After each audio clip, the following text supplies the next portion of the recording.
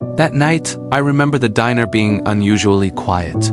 Just the soft buzz of the old coffee machine, and the gentle tapping of rain against the window. I was sitting in my usual corner booth with my little daughter Lily.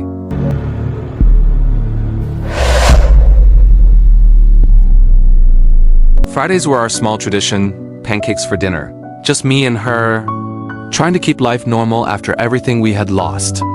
My wife passed away 2 years ago, and truth be told, the ache never really left me. But that night, I just wanted to give my daughter one peaceful moment, one memory that didn't hurt. As I sipped my coffee, I noticed the new waitress. A young woman, mid-20s maybe. Her name tag said Anna, but her eyes carried storms she wasn't ready to talk about.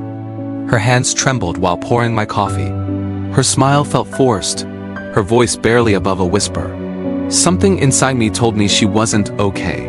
I leaned forward gently. "Are you all right?" I asked. Before she could answer, the door chime rang, and everything changed. The air went cold. Anna froze. Her face drained of all color. A tall man in a dark jacket stepped inside. Broad shoulders, heavy footsteps. The kind of presence that can darken a room just by existing. Anna took a shaky step back. A cup slipped from her tray and shattered, but she didn't even react. She was staring only at him, and then she whispered, "Please, don't let him see me." At that moment, I didn't know who the man was, but I recognized that kind of fear. The kind that comes from someone who has been running for a long time. Without thinking, I shifted to the side and motioned for her to hide beside my booth.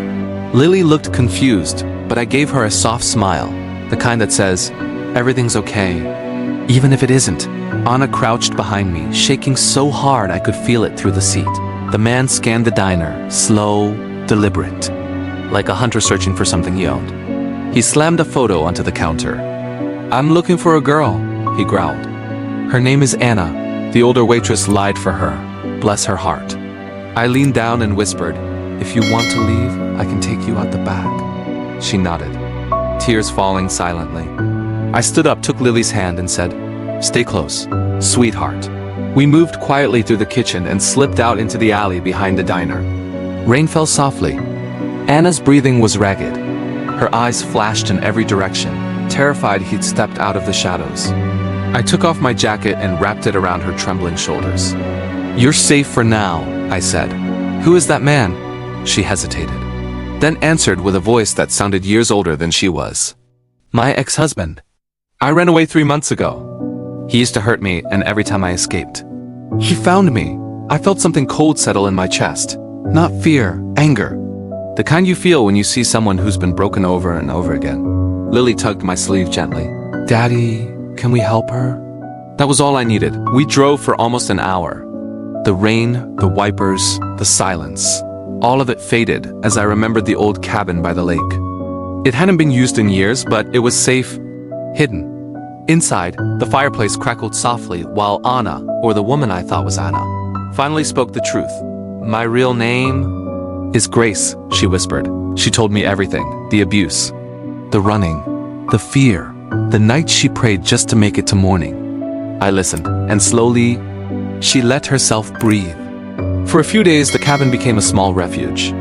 Lily loved her instantly, and Grace smiled in a way I hadn't seen before. But peace never lasts long. One morning, I came back from town to find the door open, the window shattered, and a note on the floor. "You can't hide forever." Grace collapsed, shaking uncontrollably. I held her until the police arrived, and for the first time, real help stepped in. 2 days later, they found him. A motel room. Anger in his eyes, and enough evidence to put him away for a long time. When the officer told us he'd been arrested, Grace fell to her knees and sobbed. Not from pain, but from freedom. "You saved my life," she whispered. I shook my head. "No, you saved your own. I just stood beside you." Months passed. Grace found a job at a nearby school. A small apartment. A new beginning. One afternoon, Lily asked me, "Daddy, is Miss Grace part of our family now?" I didn't have an answer then, but I knew what my heart felt. Hope. A few weeks later, we walked together by the lake. The sunlight danced on the water. The world felt new, gentle. Grace looked at me with soft eyes and said, I never thought I'd feel safe again. I squeezed her hand and whispered, "You deserve to." She took a shaky breath. "You didn't just protect me that night, you gave me my life back." I smiled. "Maybe you helped me live again too." We stood there in the quiet, watching the ripples on the lake. Two broken stories, somehow becoming one. If this story touched your heart, leave one word in the comments, because sometimes that's all someone needs to keep going.